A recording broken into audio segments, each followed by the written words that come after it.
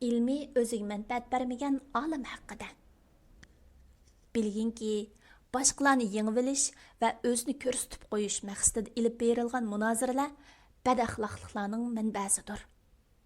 Bundaq munozirachi o'ziga tang turolmaganlarni past ko'rgashga takabburlikdan saqlana olmaydi. Shuningdek, nurg'un kishilar borki, tangqurlardan o'zini yuqori tutqashqa, cho'ngchilik va riyodan saqlana olmaydi.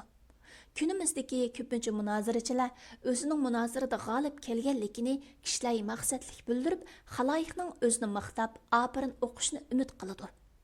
Şoň ular ömürlerini nadir mezmunlarni yadlaş va so'zmanlikka o'xshash munozirada foydali, oxiratda foydasiz ilmlar bilan o'tkazadi. Dar haqiqat Rasululloh qiyomat kuni eng qattiq azoblanadigan kishi ilmi o'ziga manfaat bermagan olimdir degan. Muxtasar Minhajul Qasidin İmam İbn Qudama al-Maqdisi